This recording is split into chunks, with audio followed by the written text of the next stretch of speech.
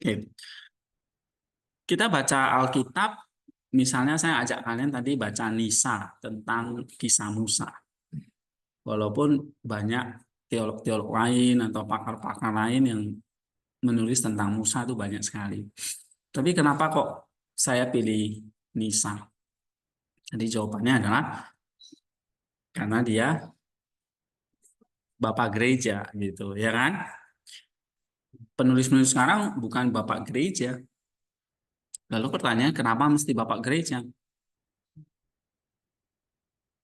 Nah, ini kembali lagi ke masalah apa teori dari eksegesis kita.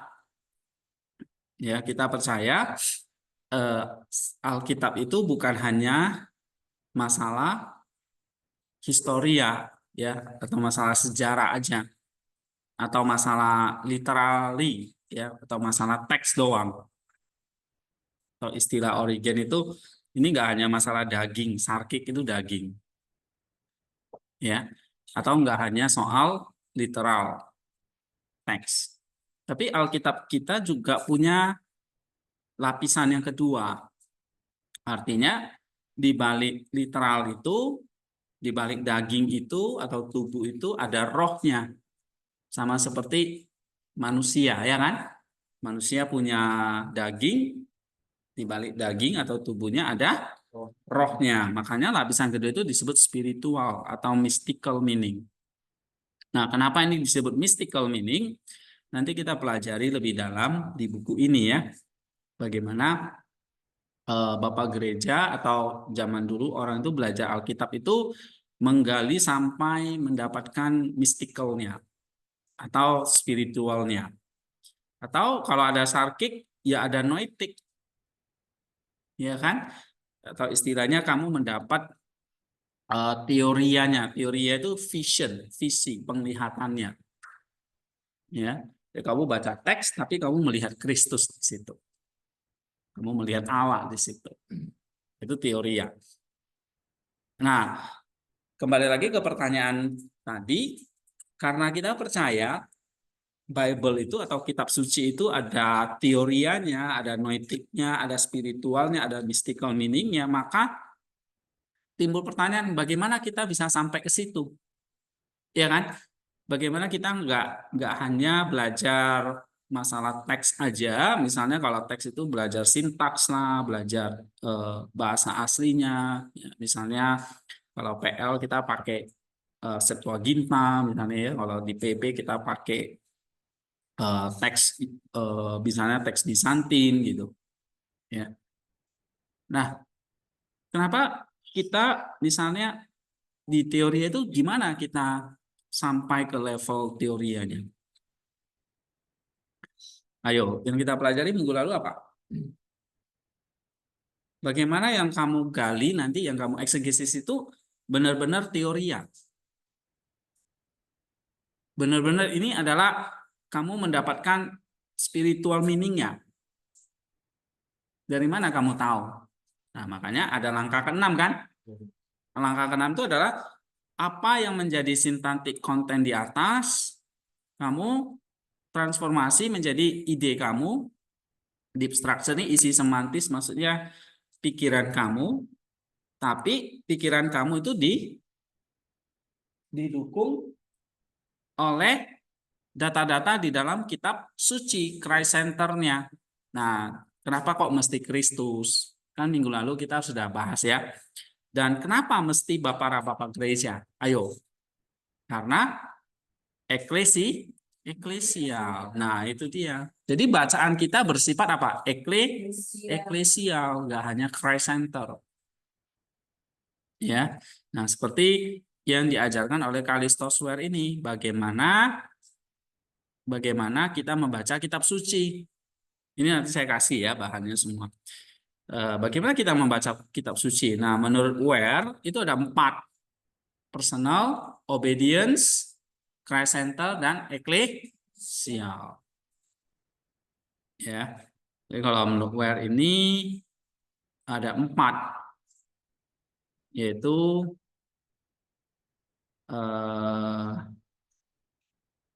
mana ya?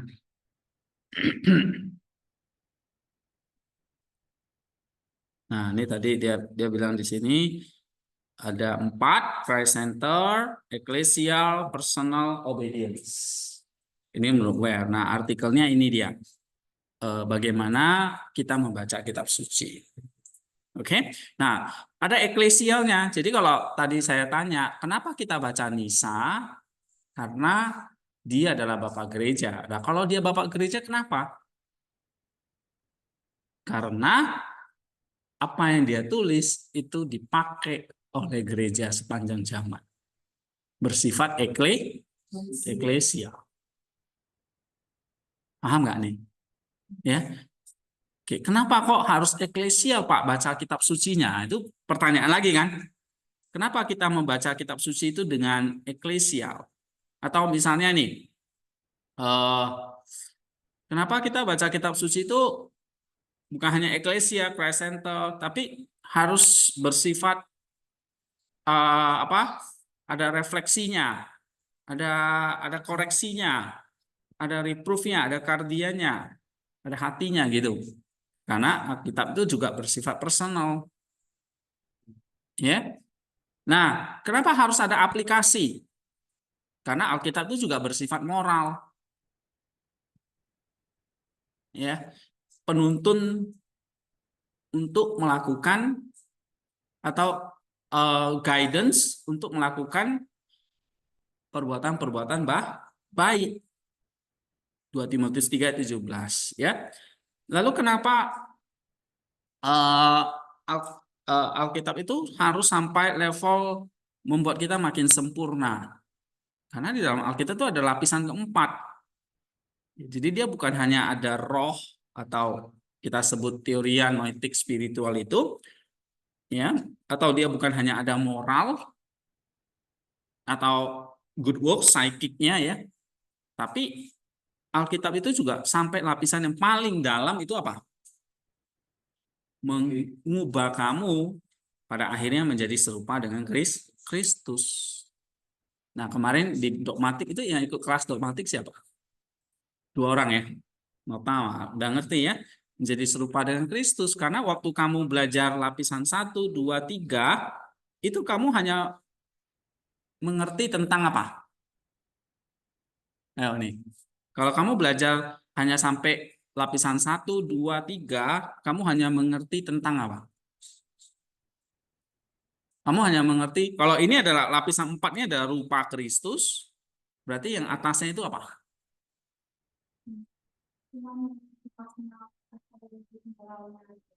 Iya, itu apa itu?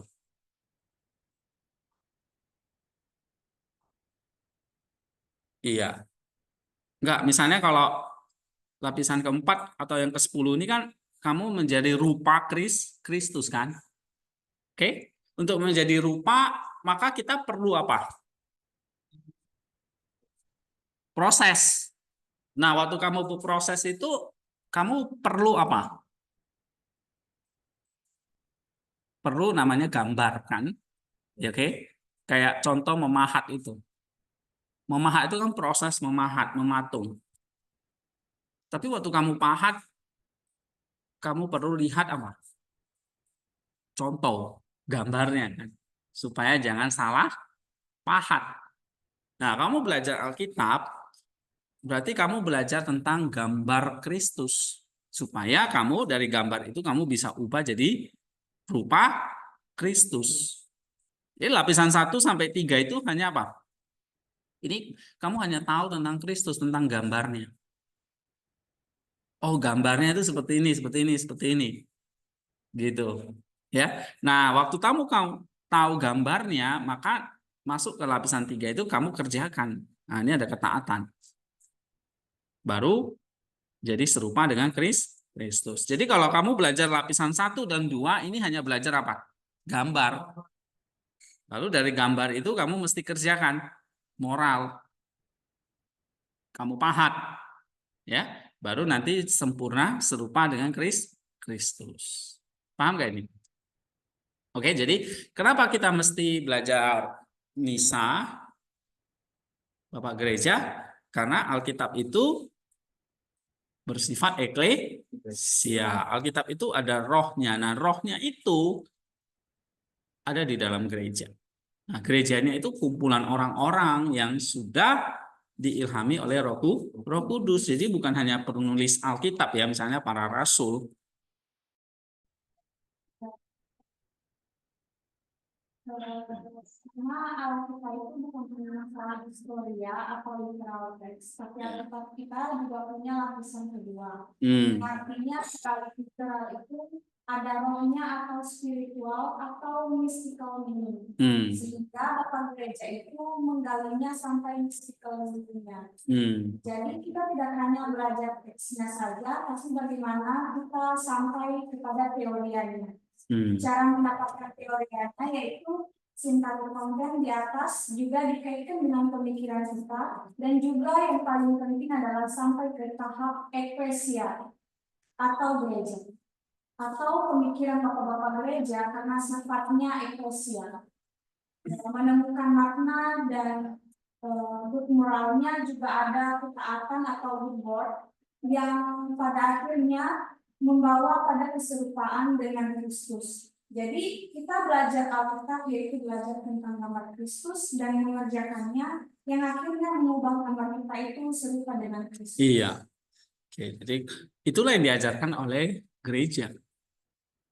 Maka kita baca Alkitab itu, kenapa Bapak Gereja? Supaya kita dapat yang tadi yang Jessica ceritakan. Supaya kita baca Alkitab itu nggak hanya berhenti di sini gitu. Ya kan? Tapi sampai lapisan keempat.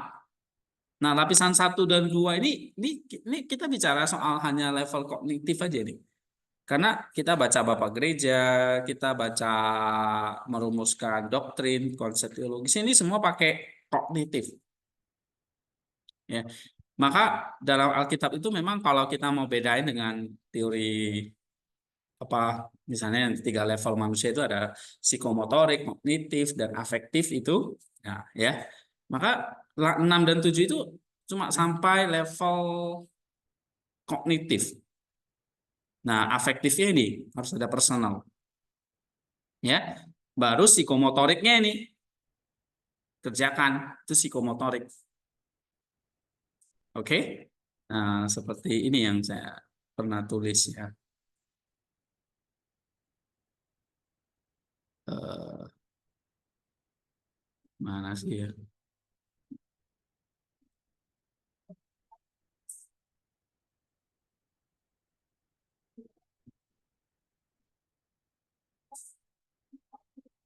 Oke deh.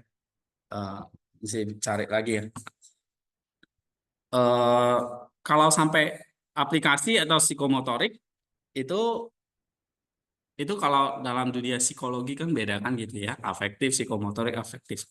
Oke, ada kognitif. Nah, lapisan 1 dan 2 itu ini kognitif yang artinya kita belajar tentang gambar Kristus. Lalu gambarnya itu kamu refleksikan dong. Gambar Kristus itu adalah gambar kamu juga. Inilah nanti di personal itu. Ya, makanya sebelum kamu khotbah, kamu apa? Refleksikan dulu apa yang kamu tulis, apa yang kamu pelajari di sini adalah tentang masalah diri kamu, karena gambar Kristus itu adalah gambar dirimu. Ya, kita udah pelajari kemarin. Nah, tapi nggak hanya itu, karena Alkitab itu ada sampai lapisan ketiga yaitu moral. Ya, harus kita aplikasikan, kita kerjakan. Itulah yang namanya obedience. Kalau menurut Ware itu ketaatan. Ya, nah ini masalah moral, masalah psychic, masalah good works. Atau dalam dunia psikologi itu namanya apa? Psikomotorik.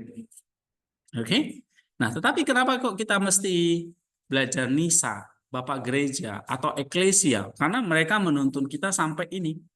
Sampai gambar itu dikerjakan menjadi rupa Kristus. Sudah paham ya? Oke. Nah, kalau sudah paham, alhamdulillah, kita lanjut. Eh,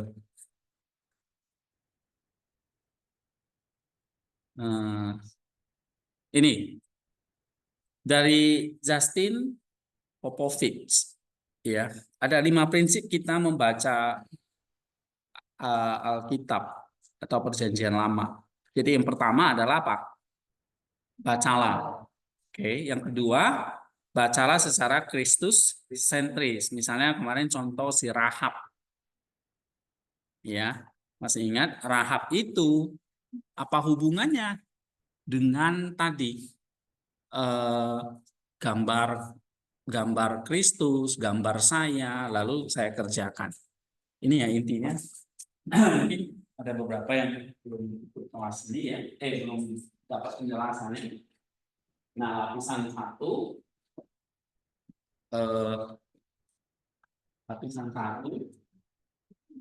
tidur ada tintanya, ada nggak ngecek, habis yang mana? Yang itu aja ya. Iya. Nah, lapisan satu sampai lapisan dua ini bicara tentang Kristus, ya kan? Bicara tentang Kristus. Nah, kalau bicara tentang Kristus, maka Alkitab itu adalah Kristus sentris. Walaupun kamu bacanya PL, misalnya tentang kisah Rahab, nanti kisah Musa, ya, atau kisah Elia, kisah Daud, seringkali kita pakai ya, kisah Rut, kisah Salomo, kisah Yusuf, ya, kisah Yakub, banyak sekali. Kisah-kisah dalam Perjanjian Lama, narasinya banyak sekali. Belum membuat para nabi, ya, kisah Yosua dan sebagainya, raja-raja Israel. Nah, kita baca itu kok mau mendapatkan itu, saya bilang itu adalah Kristus. Ya, kalau dalam hal ini adalah nanti kita belajar tentang ini adalah tipologi Kristus. Tipologi itu maksudnya bayang-bayang Kristus. Ya, itu adalah bayang-bayang Kristus. Nah, kalau itu adalah bayang-bayangnya, berarti ada wujudnya dong. Namanya bayangan, ada wujudnya. Ya, wujudnya adalah Kristus. Jadi kalau kita belajar bayang-bayangnya, maka kita juga harus lihat wujudnya dari kacamata Perjanjian Baru. Kayak gitu. Nah, yang ahli di dalam tipologi atau bayang-bayang seperti ini adalah memang bapak-bapak gereja, karena metode mereka dari dulu gitu. Ya, tipologi. Baik itu John Chrysostom, walaupun dia banyak menekankan teologi, tapi dia juga seorang exeget yang jago di dalam tipologi. Itu John Chrysostom.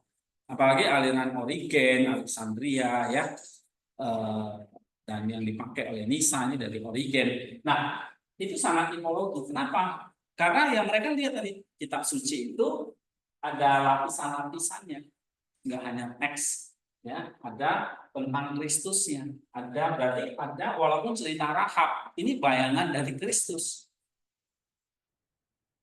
gitu. Itu supaya kita bapak-bapak gereja, supaya kita menemukan apa? Tipologinya, supaya kita menemukan koneksinya dengan Kristus. Kenapa kok mesti Kristus? Karena kita baca kitab suci itu secara Kristus sentris atau Christ center atau Kristus sentris. Kenapa kok harus Kristus sentris? Kenapa harus Kristus sentris? Sama kan nanti pertanyaan kenapanya itu kalian baca di sini. Ya, kitab suci itu dikatakan apa tadi? Kita melalui gereja, melalui kitab, melalui Kristus pusat dari Alkitab. Karena kitab suci itu apa? Kenapa kok Kristus sentris? Gitu. Ya. Kenapa? Karena kitab suci itu diberikan kepada kita nih. Untuk apa? Supaya kita mengenal gambar Kristus ini, mengenal Dia. Lalu kita adalah apa? Kita adalah siapanya dengan Kristus. Kenapa kok kita harus baca Alkitab itu Kristus sentris, harus beriman kepada Dia. Dia jadi juru selamat kita, Dia adalah Tuhan kita. Kenapa? Jawaban singkatnya apa?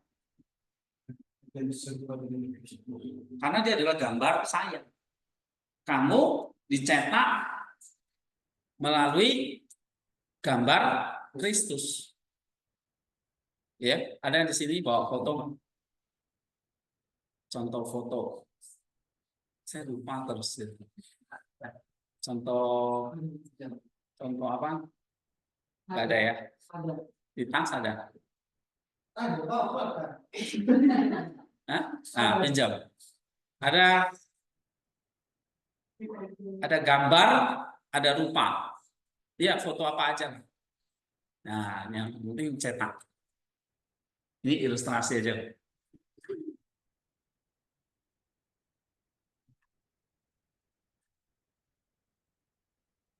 Nah, misalnya ini fotonya. Udah banget ya, Men. Oke, nah ini gambar atau foto Raymond. Kok ada gambar ini? Karena ada si Raymond ya kan? Jadi gambar ini adalah apa? Gambar ini adalah ini siapa? Ya ini siapa? Hah? Inilah Raymond, ya kan? Kalau saya ngomong ini siapa? Ini Raymond, bukan Manner, bukan Fitri kan? Nah ini Raymond, gitu. Walaupun ini adalah gambar, tapi saya mengatakan kalau ini siapa, ya Raymond. Kalau ini apa, gambarnya Raymond, kan gitu.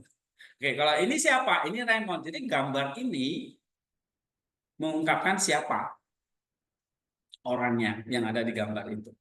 Ya, artinya apa? Raymond bisa digambar. Berarti ada wujudnya. Ya, Kristus itu benar jadi manusia. Berarti dia bisa digambar. Nah, manusia ini sekarang kita ini dicipta oleh Allah, dikatakan dalam Kejadian itu apa? Serupa dengan gambarnya atau menurut gambarnya. Jadi gimana? Kamu adalah gambarnya Kristus, atau simpelnya saya sering ngomong fotokopinya.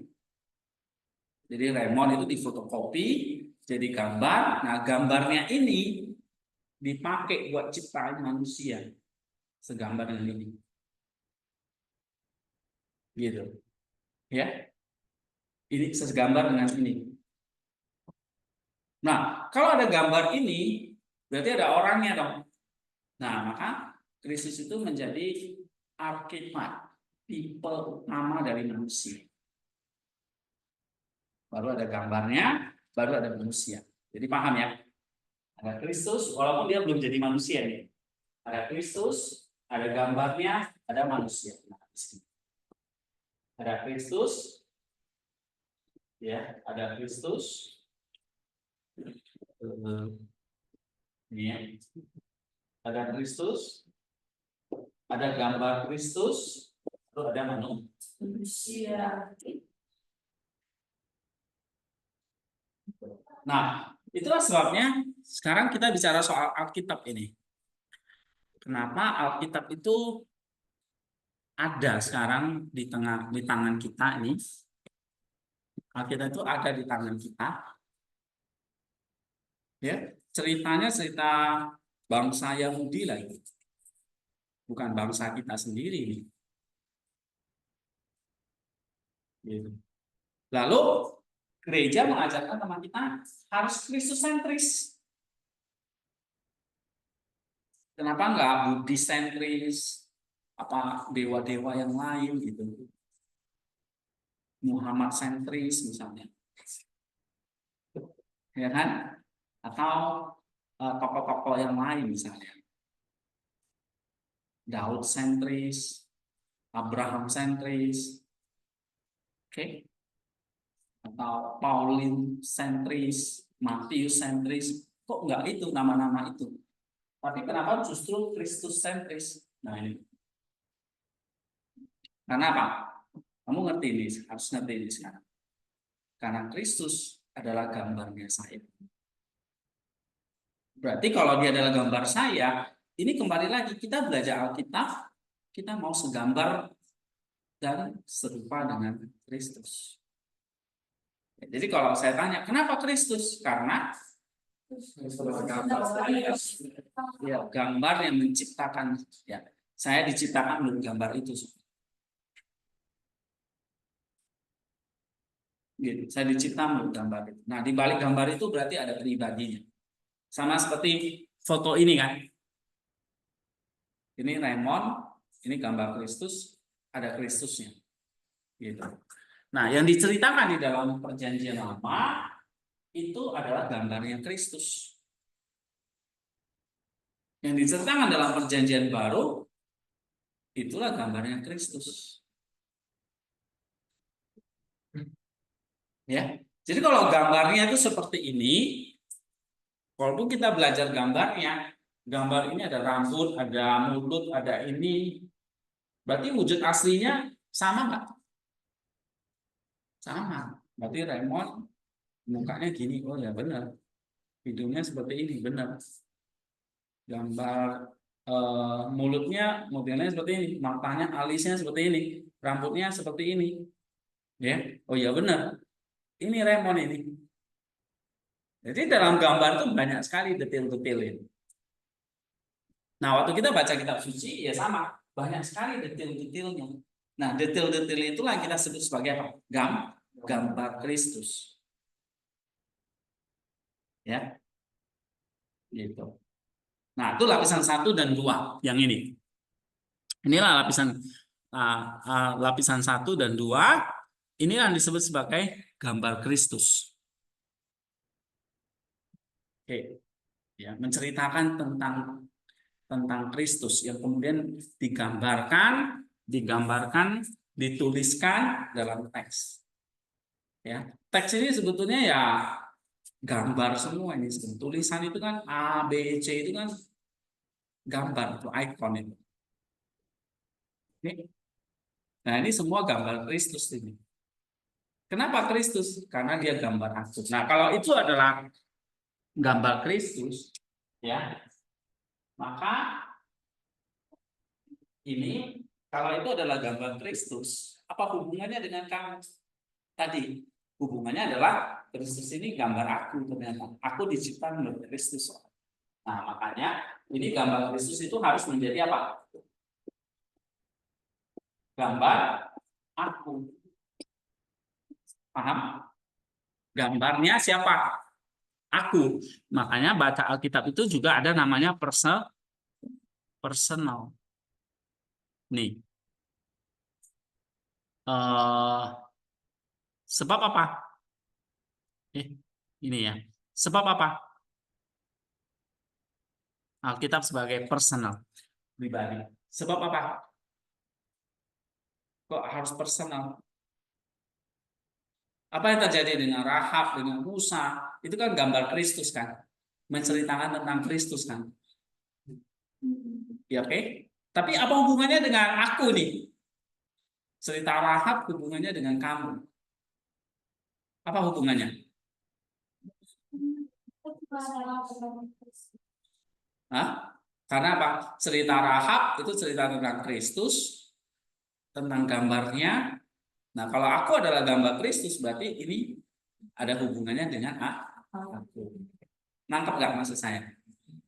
Gitu. Ya. Nah, maka gambar Kristus itu menjadi gambar aku. Berarti cerita aku itu jadi ceritanya aku. Apakah Alkitab itu juga personal? Coba baca. Personal itu artinya apa? Refleksikan Tokoh-tokoh doktrin di atas yang turun dalam hati agar dia menyatakan kesalahan berkus, memperbaiki kelakuan, person, dan mendidik orang dalam kebenaran. Iya, instruction in righteousness. Oke. Nah, kalau itu adalah gambarnya aku, berarti ini harus aku benar-benar hayati. Sebab cerita Rahab ini bukan cerita orang lain, ternyata cerita tentang aku juga. Gitu. Ya, nanti kamu bisa khotbah tentang Daud, ini juga cerita tentang kamu. Kamu khotbah tentang apalagi di Perjanjian Lama banyak tentang Musa, itu cerita tentang aku. Nah, akunya inilah yang kamu harus ambil secara personal dalam hati, supaya kamu ini bisa makin sempurna karena kesalahanmu, memperbaiki kelakuanmu, ya, mendidik kamu dalam kebenaran, gitu. Oke, nah baru nanti kalau ini adalah gambar aku, tugas kita belum selesai nih, walaupun kamu mengenal gambar, ya, gambar aku, maka ada tugas kita tuh lapisan 3-nya apa? Nah, bagaimana gambar aku itu sekarang diproses, dipahat, ya kan? Dipahat supaya apa? Berproses supaya nanti sampai menjadi rupa Kristus. Nah, dipahat jadi rupa. Karena target kita itu bukan jadi gambar. Kalau gambar ini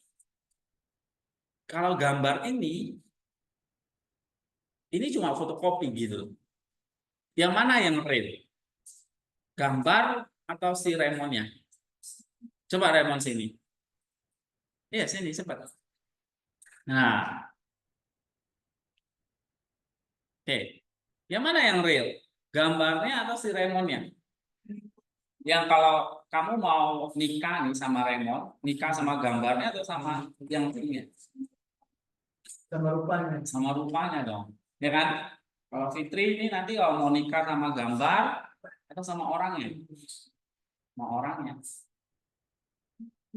Nah, Allah gitu juga. Dia mau bersekutu sama kita, masa sama gambarnya? Harus sama apa? Sama Raymond yang asli gitu. Ya. Jadi kamu pegang aja Raymond di sini. Oke, makasih ya. Tapi bagaimana ya?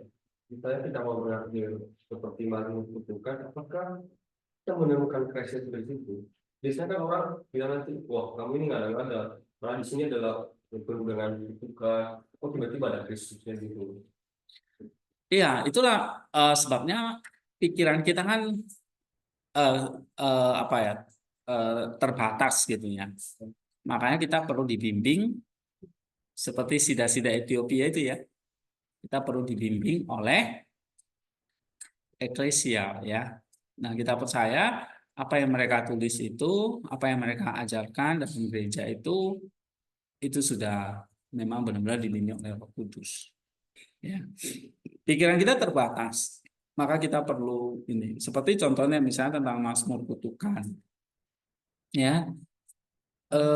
Ya kita percaya nanti kalau kamu setia belajar, pasti kamu akan menemukan Christ Center-nya, ya, tipologinya. Apa Christ tipologinya apa? Kristus sentrisnya, Christ Center-nya itu. Ya. Nah, yang mau saya katakan di sini adalah walaupun kamu belajar apapun nih, belajar teologi, maksudnya secara biblika ya, belajar Alkitabnya, tetap kembali lagi. Kamu harus tahu bahwa yang kamu pelajari itu adalah Kristus, ya, gambarnya. Jadi gambar aku, lalu nanti aku jadi dipahat menjadi serupa. Nah itu. Nah kalau kamu bukan bacanya secara eklesial, mungkin nggak nyampe ke sini gitu loh. Nggak sampai kamu serupa dengan Kristus. Ya. Nah oleh sebab itu, bagaimana kita menemukan Kristus ya? Misalnya cerita tentang Rahab, cerita tentang Musa, cerita tentang Mazmur Kutukan nanti. Kok bisa? Itu adalah gambar Kristus. Tadi pertanyaan Nota. Saya bilang, kita harus dibimbing oleh Bapak Gereja. Karena mereka baca secara tipologis. Ya. Pembacaan secara bayangan dari Kristus. Misalnya semak yang tidak terbakar. Itu adalah tipologi atau bayangan dari Maria. Nah, begitu. Siapa yang menyadarkan kita ke situ? Gereja, melalui para bapak gereja. Ya, kalau dulu saya nggak belajar, bapak gereja nggak tahu kalau itu adalah tipologi Maria. Tapi penafsiran sekarang, kalau dia tidak pakai tipologi ya dia nggak akan percaya. Gitu. Dia akan mungkin menafsirkan bisa dengan latar belakang retorika, sosial ekonomi, dengan budaya Yahudi bisa banyak sekarang. Gitu, ya. Tapi bagi saya itulah apa ya? Interpretasi itu akan sangat banyak nanti.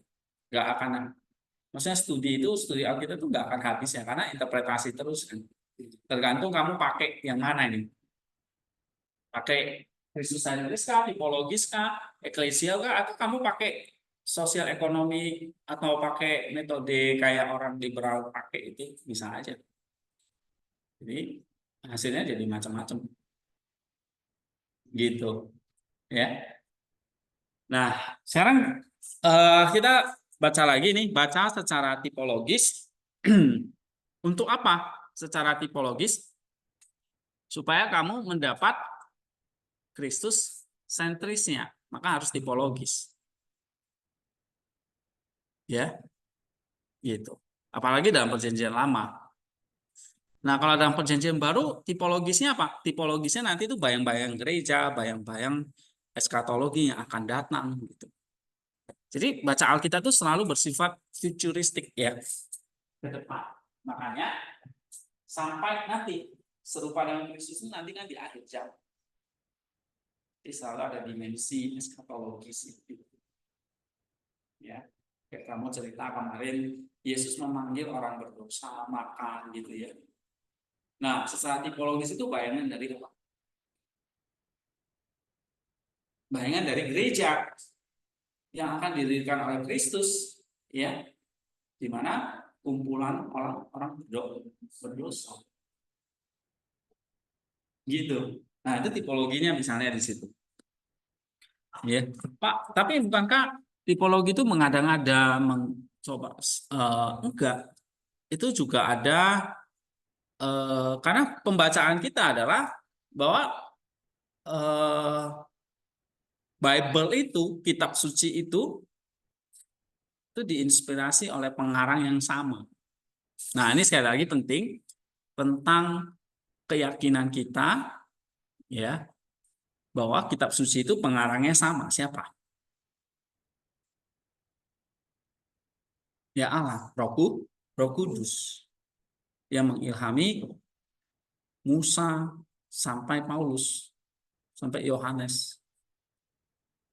Gitu. Kalau pengarangnya sama, siapa Roh Kudus? Apa yang Roh Kudus ajarkan? Hah? Roh Kudus pasti mengajarkan tentang Kristus. Kristus mengajarkan tentang apa? Tentang Allah, ya kan? Apa yang Yesus ajarkan itu berasal dari Allah. Nah, jadi sama, pengarangnya sama, pasti isinya apa? Tulisannya tentang Kristus semua gitu. Nah, itulah sebabnya kenapa kok kita bacanya secara tipologi. Karena autornya sama, pengarangnya sama. Walaupun itu kita orang Yahudi ya, karena kita baca jadi kitab suci kita, karena itu adalah gambar Kristus. Tipologinya Kristus. Makanya kamu baca nih, kitab PL juga. Paham nggak? Ya, karena misalnya nih, kitab Imamat nih, yang isinya tuh tentang apalah itu ya, benda-benda tabernakel seperti ini. Ya, apalagi dulu ada mata kuliah tabernakel. Terus kamu mikir gitu, mau apa saya belajar tabernakel, toh sekarang sudah nggak ada lagi di dunia, udah punah itu. Di Israel aja udah nggak ada tabernakel kan? Tabutnya aja udah hilang, nggak tahu kemana. Loh, kok sekarang kok saya baca itu lagi, belajar itu lagi. Nah, kenapa kita belajar itu? Hah? Karena itu adalah gambarnya Kristus. Kalau itu adalah gambarnya Kristus, itu gambar kamu juga. Oke? Ya. Nah, sekarang secara tipologi, coba baca. Fitri, gereja. Gereja adalah lembaga teknologi karena Allah yang Kisah adalah penulis sejarah manusia. Pola yang sama muncul berulang kali di sepanjang kisah Allah. Saya memberikan satu contoh di atas mengenai bagaimana satu kisah perjanjian lama menunjuk secara mendalam kepada Yesus Kristus. Namun tidak hanya bahwa perjanjian lama menggambarkan Kristus. Perjanjian lama juga melambangkan satu, perjanjian lama, dan dua, sejarah gereja. Ya, oke, stop dulu di situ. Ya, kalau kita baca secara tipologis, di situ misalnya dalam perjanjian lama, maka tipologinya adalah siapa? Perjanjian lama nih, menggambarkan siapa? Kristus. Loh kok dia? Karena apa?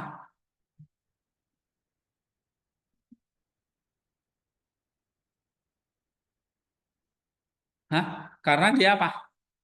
Kristus itulah yang menulisnya. Siapa yang nulis perjanjian lama? Penulis aslinya siapa? Roh Kudus, yaitu siapa itu? Iya. Oke? Paham nggak maksud saya? Gitu. Nah, ini yang kita banyak scholar sekarang itu nggak ngerti. Baca teks hanya dari sifat keilmuan. Mereka nggak percaya.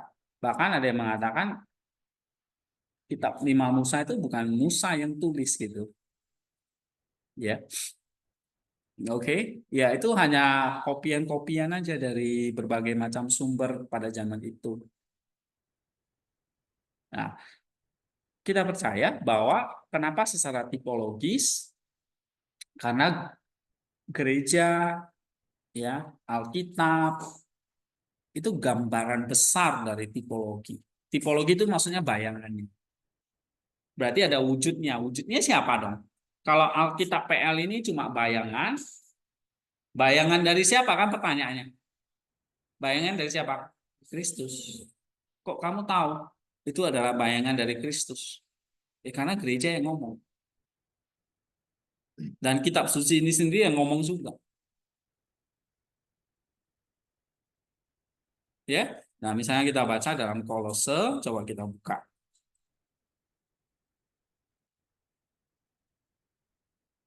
Ada kan itu? Kolose pasal 2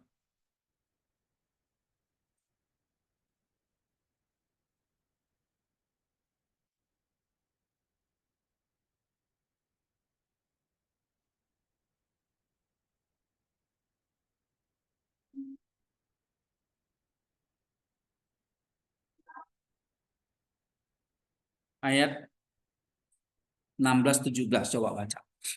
Karena itu jangan kamu biarkan orang menghubung kamu mengenai makanan dan minuman atau mengenai hari raya, bulan baru ataupun hari Sabat. 17. Ini hanyalah bayangan dari apa yang harus datang sejak wujudnya ialah Kristus. Nah, itu dia. Benar nggak? Karena itu janganlah biarkan orang menghakimi kamu mengenai makanan dan minuman atau mengenai hari raya, bulan baru ataupun hari Sabat. Itu semua apa? Di dalam perjanjian lama kan dibicarakan kan? Tentang hari raya Tabernakel, hari raya Pondok Daun, hari raya Paskah, begitu. Bulan baru, tentang Sabat dan segala macam aturannya, makanan dan minuman. Ya, itu baca kitab Imamat udah jelas itu. Itu di perjanjian lama. Lah kok kita baca perjanjian lama? Kenapa kok kita baca? Nah, jawabannya di ayat 17. Semua ini ternyata bayangan. Tapi walaupun itu bayangan, berarti kita ngerti nih. Oh, bayangan dari siapa ini? Ada wujudnya kan? Wujudnya siapa? Kristus. Gitu. Nah, ini Paulus yang ngajarkan. Inilah yang dia diimani oleh gereja dan para bapak gereja. Oke, kemudian kalau kita baca Kolose 2 ya, ayat yang ke 1.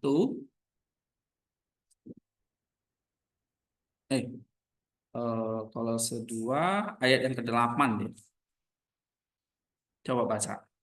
Hati-hatilah supaya jangan ada yang menawan kamu dengan filsafatnya yang kosong dan palsu menurut ajaran turun-temurun dan roh dunia, tetapi tidak menurut Nah, Kristus. jadi kalau kamu belajar apapun di sini, ya filsafat itu maksudnya itu bukan ilmu filsafatnya, itu pola pikir kita ya.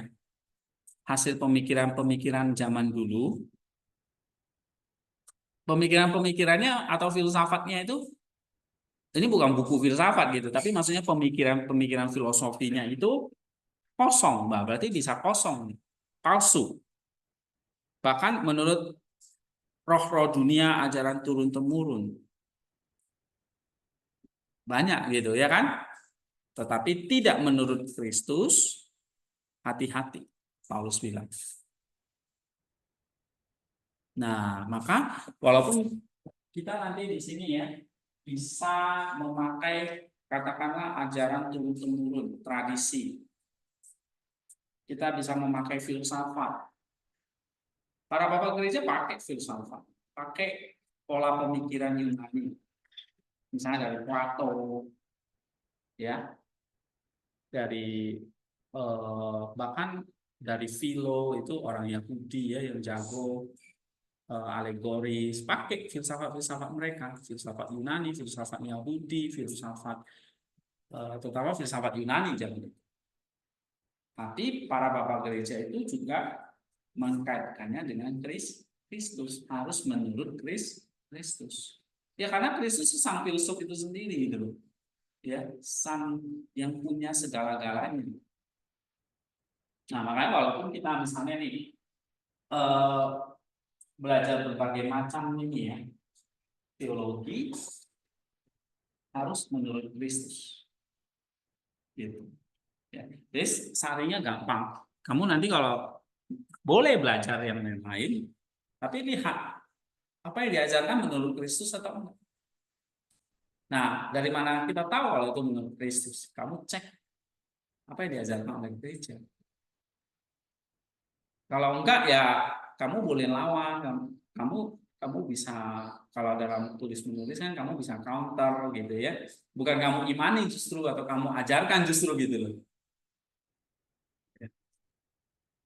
Ya, oke, coba baca lagi. Mari kita pertimbangkan hal-hal ini satu persatu. Pertama, perjanjian lama mencirikan dirinya sendiri. Ini khususnya dapat diamati dalam kehidupan Yakub dari siapa nama Israel berasal. Ketika Terus Esau Esau, berusaha membunuh Yakub melarikan diri ke Laban. Sementara dengan Laban Yakub diperbudak, Laban mengubah gajinya 10 kali. Kejadian pasal 31 ayat 7. 7. Dan Terus berupaya mencuri semua yang dia hasilkan. Kejadian pasal 30 ayat 35. Meskipun demikian, Yakub bertambah banyak, memiliki 12 putra dan meningkatkan kawanan ternaknya. Memang kedua hal ini saling menguatkan, terakhir berarti domba betina, sehingga anak-anak Yakub adalah kawanan domba Yakub. Setelah itu Yakub membuat eksodus dari Laban dengan menyeberangi sungai Efrat. Kejadian pasal 31 ayat 20 sampai 21. Dan Laban mengerjakan. ini kamu paham ya? Ini kasih contoh tentang kisah perjanjian lama ya. Kenapa kok disebut tipologi dari misalnya kisah Laban ini? Kenapa nanti kok disebut tipologi dari gereja gitu ya? Terus lagi. Dan Laban mengerjakannya. Laban mengerjakannya Kejadian pasal 31 ayat 22 sampai 23. Jadi udah tahu kan kisah Yakub, Laban dan Esau? Gambaran besarnya tahu ya? Dalam kisah Kejadian 30 sampai 31 itu 32 bahkan ya. Oke. Nah, terus di sini baca lagi. Akhirnya Yakub bertemu Tuhan dalam suatu teofani. Kejadian pasal 32 ayat 1 sampai 2. Nah, terus Ini semua diputar ulang dalam skala yang lebih besar dalam eksodus besar di Mesir. Ketika ada kelaparan di tanah yang dijanjikan yang bisa membunuh keluarga Yakub, Israel melarikan diri ke Mesir. Sementara di Mesir orang Israel diperbudak. Namun demikian Israel berlipat ganda. Setelah itu Israel melakukan eksodus dengan menyeberang Laut Merah dan Firaun mengejar mereka. Akhirnya Israel bertemu Tuhan di Gunung Sinai. Perjanjian lama sendiri adalah buku tipologi yang sangat erat kaitannya. Iya, jadi kisah Yakub ya yang diperbudak Laban ini diputar ulang lagi menjadi kisah Israel yang diperbudak di Mesir. Nah, ini juga menjadi kisah dari manusia. Manusia apa?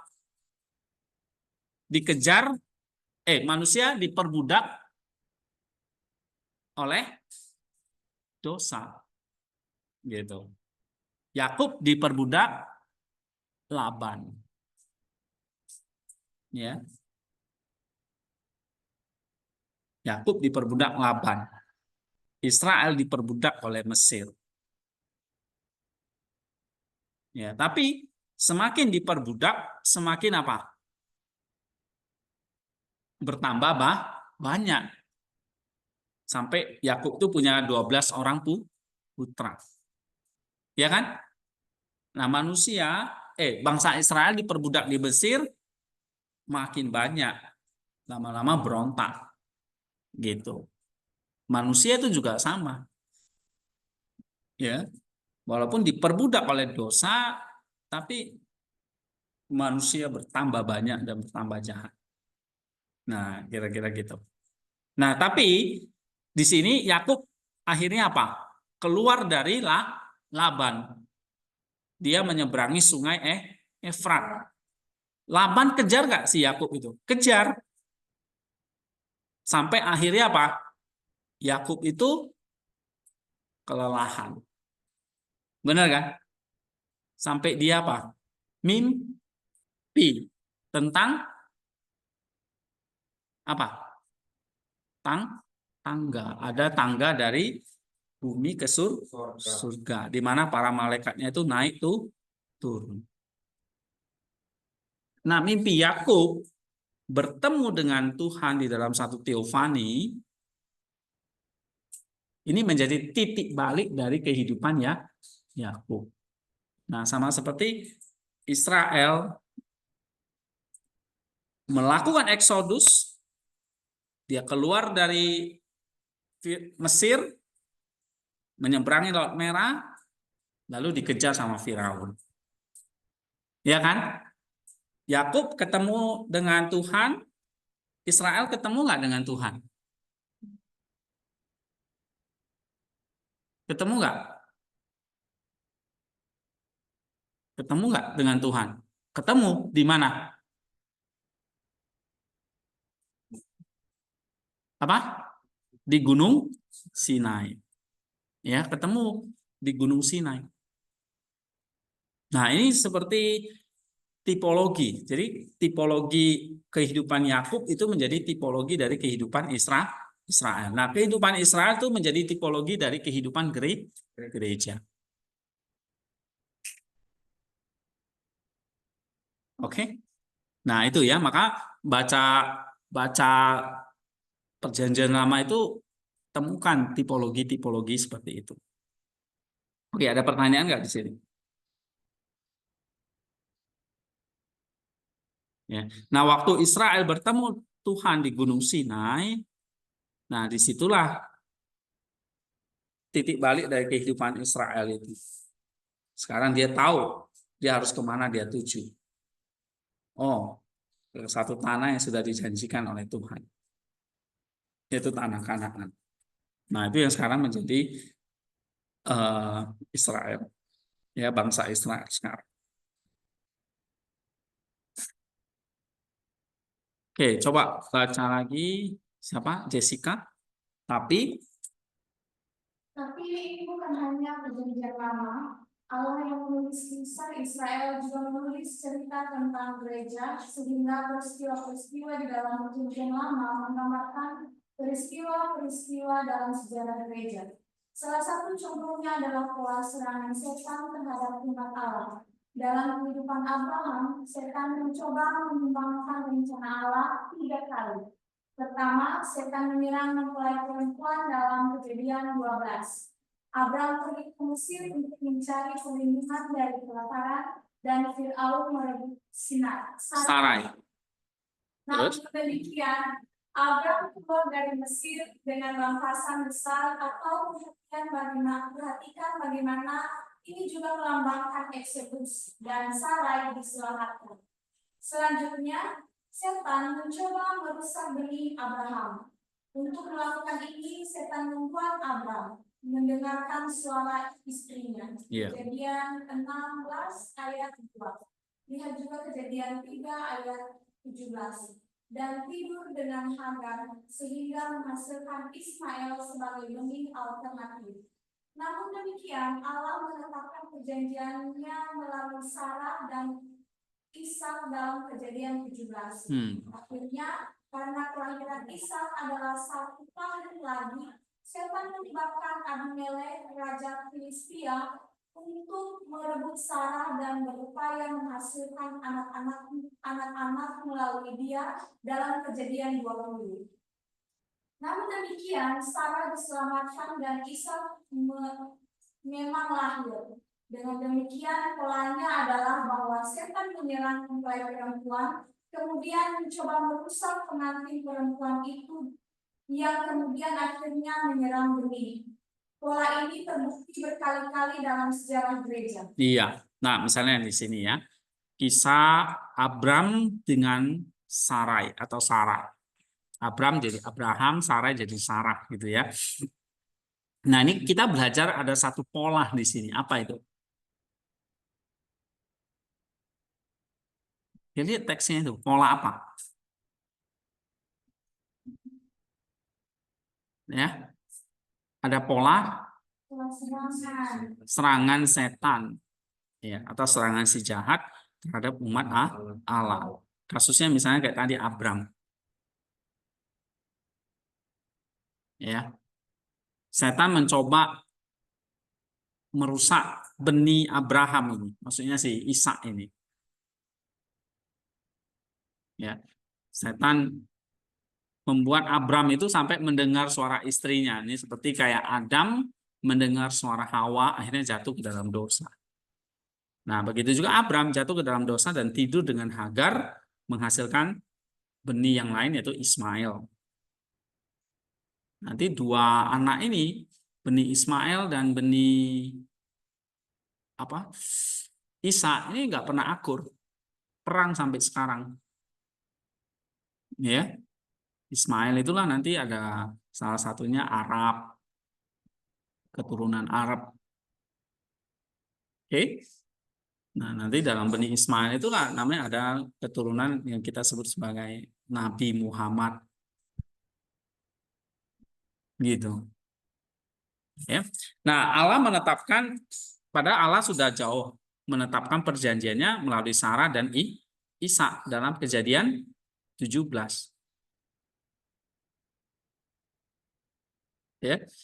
Nah, tetapi kamu lihat di sini, Popovich mengatakan apa? Setan menyerang mempelai perempuan. Mempelai perempuan itu misalnya tadi di sini diwakili siapa? Sarah. Ya, kemudian mencoba merusak mempelai itu atau pengantin itu. Nah, yang kemudian akhirnya menyerang benih, mau menyerang benihnya ini. Ya. Nah, kita bisa lihat ini, misalnya di dalam gereja ya, coba baca pola ini, baca lagi. Pola ini terbukti berkali-kali dalam sejarah gereja. Pertama, di zaman para rasul, setan pertama-tama membangkitkan penganiayaan besar di Yerusalem dalam Kisah Para Rasul pasal 8 ayat 1. Kemudian setan menggerakkan bidat Yudaisme Akhirnya setan berusaha membunuh orang-orang Kristen dalam penganiayaan di bawah Kaisar Nero. Kali ini berfokus pada mereka yang telah bertobat pada tahun 30 sampai 64. Menariknya, pola ini juga muncul pada abad keempat. Pertama, setan berusaha membinasakan gereja, mempelai perempuan kudus dalam penganiayaan Kaisar Diocletianus. Setelah Konstantinus bertobat, setan mencurahkan air kotor dengan membangkitkan bidat Arianisme. Akhirnya, setan berusaha menyerang benih dengan membangkitkan Julian si Murtad, yang berusaha mendidik kembali kaum muda dan paganisme. Jika kita memahami cara Tuhan bekerja dalam sejarah, maka mungkin kita dapat lebih memahami cara-cara Dia bekerja saat ini. Iya. Jadi kamu bisa lihat pola dalam sejarahnya itu mirip-mirip. Ya, si jahat itu selalu menyerang mempelai perempuan. Karena lewat mempelai perempuan itu ada benihnya soal. Oke. Kelahiran Kristus kan juga gitu, mau dibunuh oleh Herodes. Akhirnya Maria dan keluarga itu menyingkir ke Mesir. Ya, nah mempelai perempuan itu maksudnya siapa? Gereja. Jadi setan itu selalu mau membinasakan gereja. Dengan cara apa? Misalnya dia membangkitkan kaisar-kaisar yang jahat. Ya, 300 tahun pertama kekristenan itu banyak sekali yang mati martir. Ya, yang misalnya kayak kalian baca itu di cerita-cerita orang kudus itu martir ini, martir itu rata-rata di 3 abad pertama, apalagi di zaman Nero, Kaisar Diocletian, Kaisar Julian si Murtad. Wah, itu banyak sekali orang-orang Kristen yang mati. Karena setan itu selalu polanya sama, dia mau membinasakan gereja. Gereja itu adalah mempelai Kristus soalnya. Jadi setan memang nggak bisa membinasakan mempelai prianya yaitu Kristusnya. Walaupun setan udah mencoba gitu ya, tapi kan dia kalah. Gitu. Nah, sekarang setan berusaha membinasakan gereja. Oke.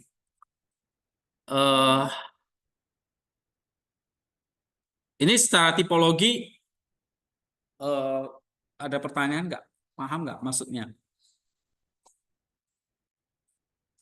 Nah, nanti kita lihat di sini tentang tipologi ini juga nanti dijelasin ya di buku ini. Ini apa beda nanti allegorical dan literal dan tipologinya ya. Oke, sekarang yang keempat, bacalah dengan tujuan kepada Kristus. Nah, ini ada menarik. Tujuannya nanti mengarah kepada nanti sampai rupa Kristus itu. Ya.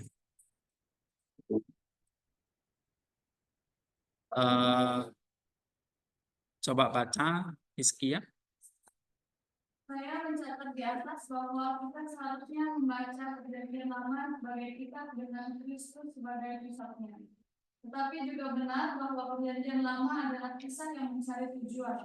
Nah, telos. Oke. Tujuan itu adalah Sang Mesias. Dalam Roma pasal 10 ayat 4 mengatakan sebab Kristus adalah kebenaran hukum Taurat, sehingga kebenaran diperoleh tiap-tiap orang yang percaya. Banyak orang membaca Perjanjian Lama dan melihat 11 pasal pertama tentang seluruh umat manusia, sementara sisanya hanya menyangkut bangsa Israel. Walaupun ini benar dari satu perspektif, saya pikir itu meleset dari poin yang lebih besar.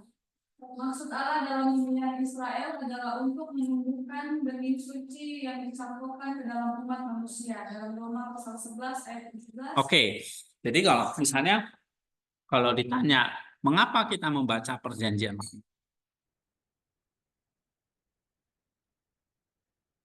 Cukup kan? Misalnya baca aja Perjanjian Baru selesai kan? Kok Alkitab kita itu kok ada Perjanjian Lamanya juga gitu.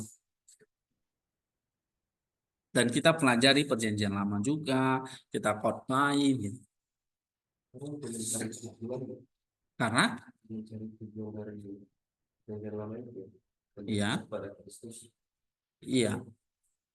Jadi perjanjian lama itu juga tadi ini juga cerita tentang Kristus sebagai pusat. Bahkan di sini bukan hanya pusat. Dalam perjanjian lama ini kisah untuk mencari tujuan. Tujuannya mencari Sang Mesias. Ya. Tapi maksudnya gimana? Kisah dalam perjanjian lama atau kitab perjanjian lama ini. Ini kan cerita tentang kebanyakan tentang bangsa Israel. Ya kan?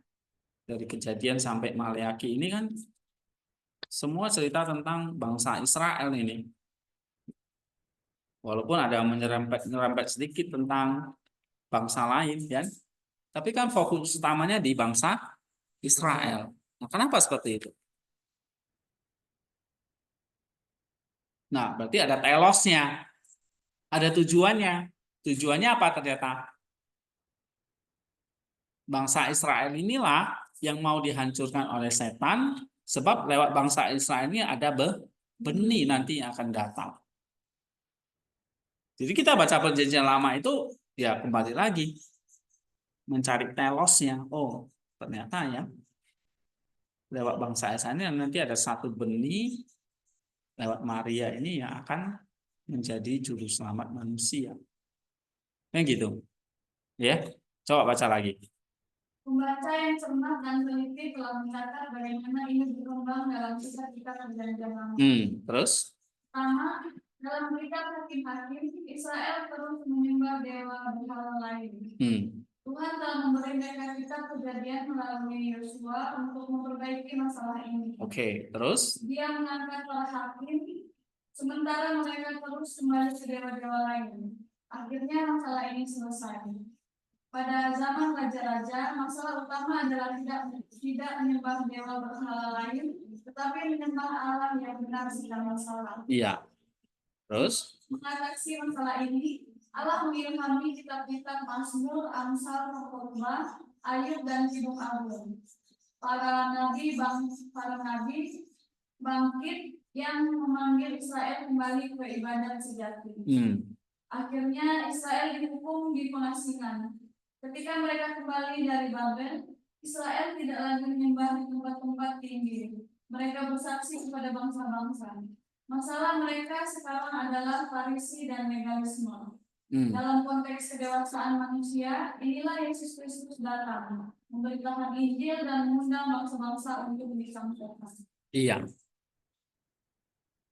Nah, waktu kamu baca ini, kan saya pernah nyuruh kalian itu, ini kan data.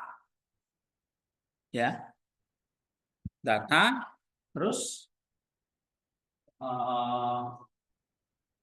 ini penting ya, misalnya ini data, berarti ini knowledge-nya yang kamu dapat. Oke. Nah, knowledge itu kan kamu perlu kutip. Kutip itu ada 3 cara kan. Kamu bisa ringkas, paraphrase, atau kutip langsung. Oke. Habis itu kamu harus apa? Dari 3 cara ini, setelah kamu kutip, kamu komen. Nah, komentar itu berarti apa ini?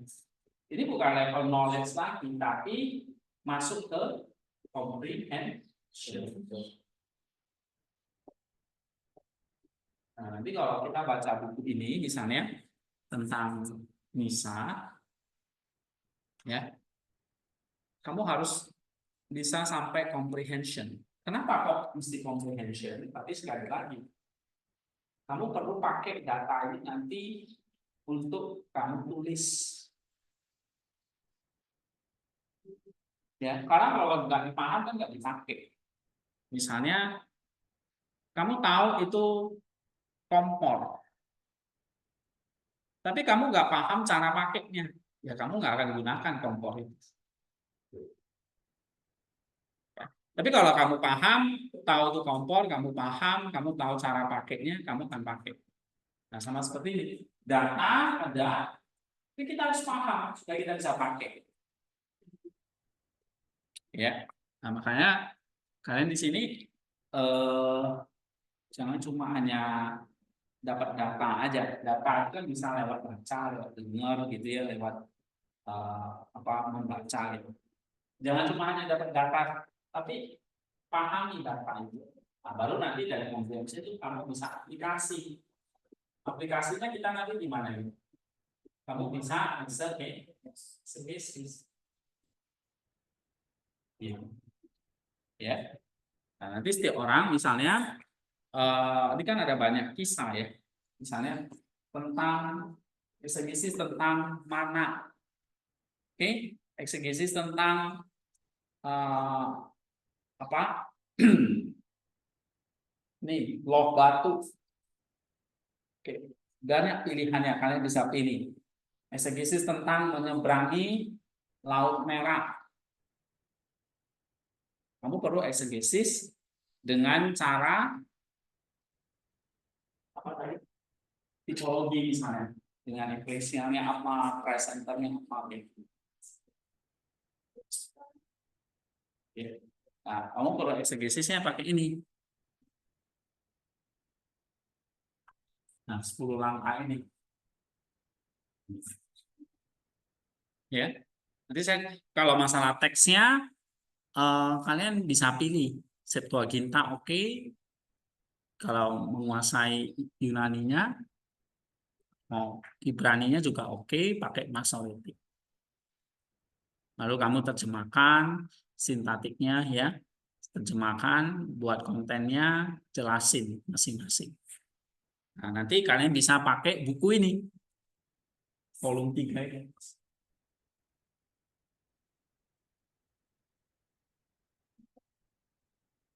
Ya, ambil datanya.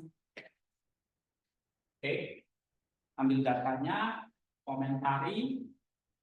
Oke, nah habis itu kamu tulis dalam bentuk paper atau exegesis. Nah, mulai pikirkan, ya. Ada banyak topik di sini. Datanya sudah ada di Nisa, di buku ini. Cukup 2 dulu. Ya, secara presenternya, kalau presenternya berarti apa nanti? Presenternya kamu interaksi dengan data-data di dalam kitab suci. X-reference yang cari. Ya, seperti kata where itu konkordasinya. Ya kan? Kita baca minggu lalu itu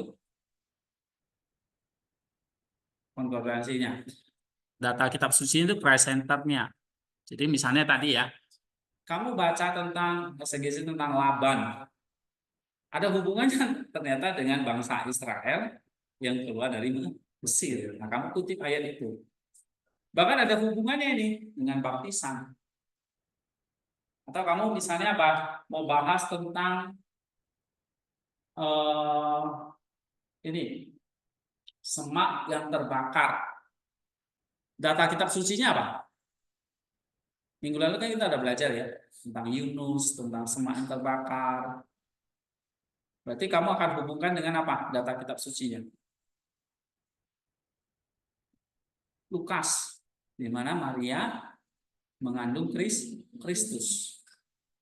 Oke, ini cry centernya. Lalu eklesialnya mana? Eklesialnya dari mana? Hah? Dari Bapak gereja. Dari buku apa? Nih, dari Nisa jelas. Tapi dari Nisa itu kan kamu nggak cuma mau paste saja. Kamu perlu kutip, kamu perlu komen. Seperti biasa kalian bikin artikel gitu kan? Oke, Ari. Ini Ari tidur atau masih di kelas? Lagi bertapa di mana? Nah, misalnya data ini juga kalian bisa ambil. Misalnya ini data. Ya. Jadi latihan gitu. mulai seperti itu. Sini level 1 data dan kutipan. Level 2 comprehension. Ini kan dari taksonomi Bloom, ya kan? Yang sering dengar Pak Yason pasti ngerti. Comprehension itu apa? Pemahaman. Ya, dari kutipannya kamu kasih kutipan. Oke, habis itu level 3 Pak. Pakai aplikasi. Aplikasikan ke mana? Dalam paper.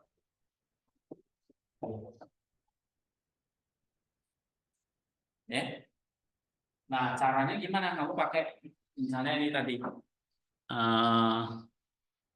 Ini project kita 1 semester ini. Dikasihkan di dalam paper. Nah, mulai pilih nih. Ada banyak di sini topik-topik yang menarik, misalnya tentang ular perunggu, ya, tentang Low Batu, tentang Tabernakel, tentang Gunung Sinai, tentang mana, tentang keluar dari apa, menyeberangi Laut Merah, tentang peperangan dengan bangsa Amalek, ya, tentang Bileam.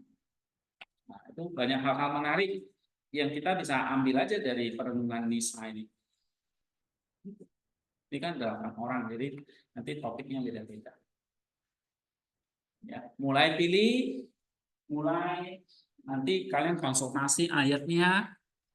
Berarti langkah 1 apa? Cari dulu teksnya yang mana ini Pak. Saya mau esensi ini teksnya. Oke, kalian mulai buat sintaktiknya. Oke. Teksnya bisa pilih yang ini Septuaginta versi BGT. Ya, ini tinggal kalian copy paste atau kalau mau Ibrani juga silakan. Jadi boleh pilih salah satu. Ya, kalau saya karena saya lebih prefer Yunani, ya saya pakai Septuaginta gitu. Ya, seperti para bapak gereja itu pakai waktu bapak gereja, bahkan Kristus sendiri pakai perjanjian lama zaman itu pakai Septuaginta. Ya, karena teks Ibrani kan sebetulnya baru muncul di abad ke-6. Abad ke-6 sampai puncaknya selesainya di abad ke-9 10 tahun 900-an. Nah, itu baru diadopsi oleh baru mulai diterjemahkan gitu ya. Bukan diterjemahkan, baru mulai dipakai. Tapi sebelumnya ya 10 abad pertama ya gereja semua pakai ini. Ya, baca kitab Yesaya, kitab Kejadian itu semua pakai lah bahasa Yunani. Walaupun ini Septuaginta terjemahan dari Ibrani-nya, ya. Tetapi banyak bedanya gitu, banyak nggak samanya antara teks ini dengan teks ini gitu. Ya, jadi saya lebih prefer memang Septuaginta, bacanya Septuaginta seperti para bapak gereja baca perjanjian lama. Bahkan seperti para rasul, ya. Paulus itu mengutip perjanjian lama pakai Septuaginta. Ya, tetapi memang di kalangan Protestan itu kan akhirnya mengadopsi bahasa Ibrani-nya karena dikatakan lebih ineransi, lebih mendekati asli. Ya, oke. Ada pertanyaan nggak tentang ini? Ya. Nah, saya kan kasih kalian latihan. Coba ini misalnya. Kalau baca ini, misalnya ya, ini teksnya ini, datanya ini, apa pemahaman kalian? Nih, manner.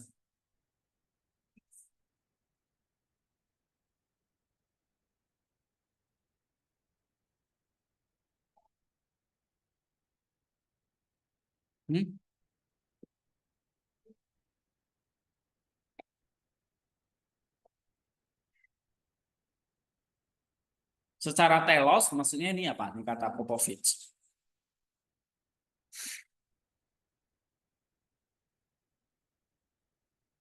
Ini kan cerita tentang perkembangan bagaimana kitab-kitab perjanjian lama itu berkembang ya. Kenapa kok pertama sekali ada kitab Kejadian nih? Atau kitab Musa, lima kitab nih, Pentateuch. Kenapa kok 5 kitab itu ada? Nih dikatakan di sini. Oh, atau dari sini aja, ya. Oh, awalnya itu adalah kitab Pentateuch.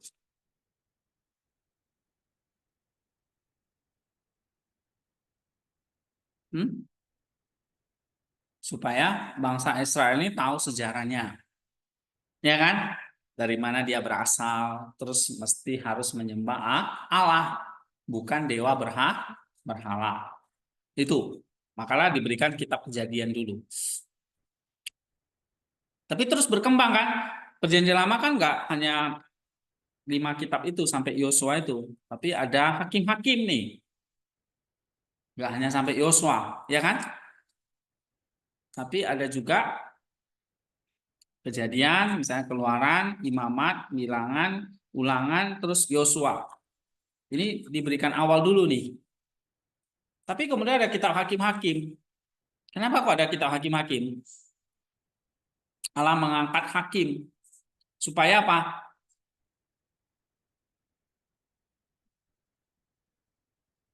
Mengawal mereka.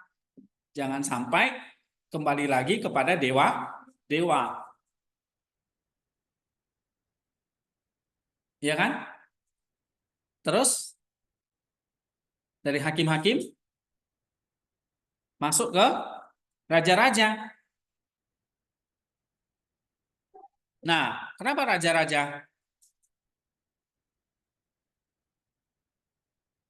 Supaya bangsa Israel belajar